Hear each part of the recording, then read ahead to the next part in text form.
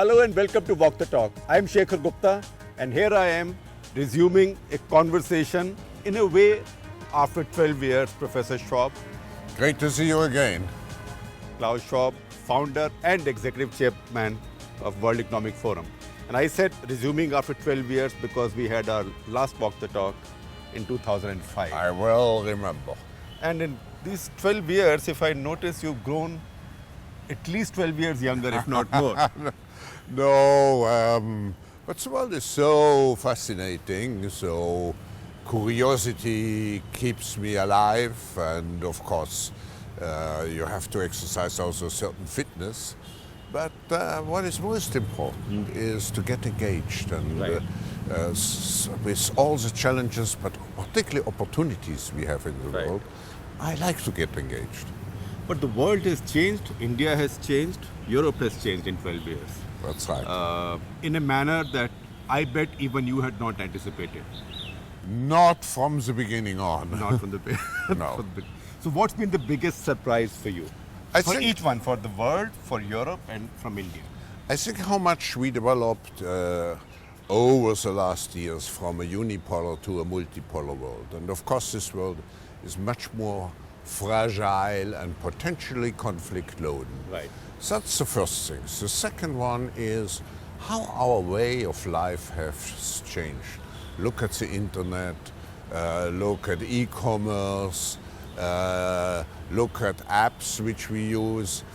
We are not aware that 20 years ago all those things haven't happened. And finally, I would say the mentality has changed. Don't forget how many people were lifted out of poverty through globalization. So all in all, I think it's a more dangerous, but it's a better world. So at the same time, a lot of people who got lifted out of poverty have not become rich. And they see the rich having become much richer. That's one of my biggest concerns. It's this gap, and we need absolutely to create more inclusive policies. In Davos, for example, we were sometimes accused of rigorous globalization. More than sometimes. Yes, but this is a misconception, because already 20 years ago I said we are in a need to globalize the world because we are interdependent, we are interconnected, but we have to do it with the social conscious. And I even used the word we should avoid market extremism.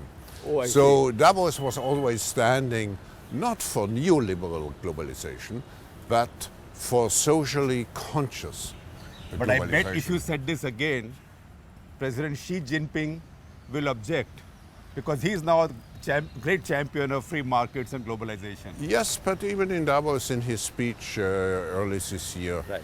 he mentions that we need globalization, we have a global responsibility, and we need responsible globalization, which means we cannot create a situation where the social contract is completely broken.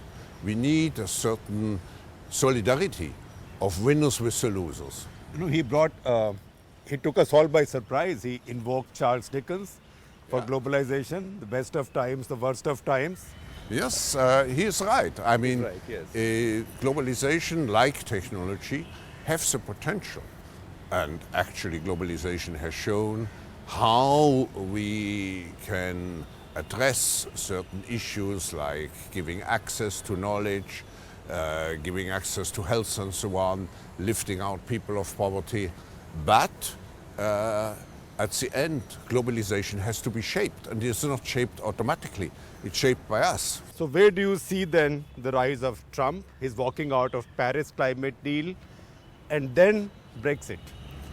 Yes, we have a certain fear. People in this modern society, fast change, complexity, people ask themselves, what is the purpose of my life? And if you take someone in the Midwest and he sees that his job is threatened, that, let's say, the old environment he has in his small town where the jobs are moving away, he asks himself questions, and here I think there's a miscontent. People speak now about this new social class of precariat. In the past, we spoke about proletariat. And now what is it? Precariat. Precariat. Precariat are people Who are living in who are precarious living in a very precarious situation, Right. who feel threatened, Right. Right, and anybody can feel threatened.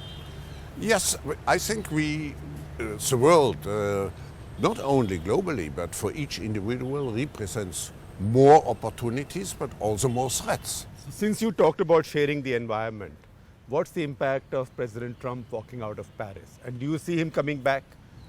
I think at the end, I feel there is no other choice, also for the US, to address this issue. Because if you have rising sea levels and so on, it will affect particularly the United States. So in the medium long term, I am optimistic that the US will come back. Because he and Vice President Pence are both saying that one reason they walked out is because they thought India and China got too much of a sweetheart deal. Yes, that's my big concern is that we move away from what I call the multi-stakeholder concept. I invented this concept over 30 years ago. Multi-stakeholder. Multi-stakeholder, and it means, but it can not. It can be also applied to our global cooperation. It means long term, we have the same objective, which means to make the world more wealthy, more peaceful, and I would say greener and more sustainable. Short term, of course, you have certain differences of opinion, you have conflicts. So the stakeholder concept says you have to work together and you have to look at the long-term objective, not at the short-term conflict. So in Europe now, do you think people have realized this? Because we now see populists being rolled back. We see the French election, we see the Netherlands, we see Austria. In Spain also now populists are weakening. British election also has given us a message. So do you think there's a regret in Europe about over populism? I think you interpret the situation from a more pessimistic point of view. I would say look at the latest elections. The populists, of course, they are forceful voice. But they are being rolled back now. They are being rolled back, and I'm very optimistic for Europe with President Macron and with probably Chancellor Merkel re-elected. I think we have a new will to bring Europe really together. We have, I was born before World War II. I still experience the terrors and horrors of World War II. For me, Europe was a new identity. And I think we come back to this belief that at the end, based on history, based on culture, we belong together. So you think Europe can make a comeback now? I'm sure, of course, maybe a comeback without the island of the United Kingdom. Right. But again, given the result of this election, you think we might have a soft Brexit now, with Theresa May weakened? Yes, definitively. And I wouldn't exclude that one day the United Kingdom may come back. Because if people really see the advantages on the one hand and the costs on the other hand, or disadvantages, and they can compare and choose, I'm very confident that the majority of British people will opt for remaining. So Klaus, I'm a journalist, you are a statesman, global statesman, so I can use language that perhaps you cannot, but I'm still encouraging you to say yes or no. Do you think that election of President Trump and Brexit were both shots fired in anger? Yes, and they touched upon real problems. I mean, we shouldn't say this is something which will be soon history or could be soon history. No, they are symptoms of issues. And they will remain. They will remain, and we have to solve them. But there are some regrets about them already. Not necessarily. If you look at the last elections for Congress people. No, I the think US. in the US, I think those worries which people have are very existent. And I would say my biggest concern is when you take the fourth industrial revolution, the technological change. My biggest worry is the creation of jobs. If we look already at the youth unemployment which we see, even in European countries like Spain and so on, if we look that the world population will increase to close to 10 billion, so where are the jobs coming from in a world which is getting more robotized, in a world where intermediary jobs will disappear? Look at India, 1 million jobs per month, which have to be And in created. fact, India hides a lot of underemployment in its villages because people Yeah. just live off Yeah. the farm. But Klaus, World Economic Forum has been promoting the idea of fourth industrial revolution. Is the fourth industrial revolution a job destroyer or a job creator? It is certainly short-term job destroyer because one of the characteristics of the fourth industrial revolution compared to the previous revolutions is the speed. It's like a tsunami.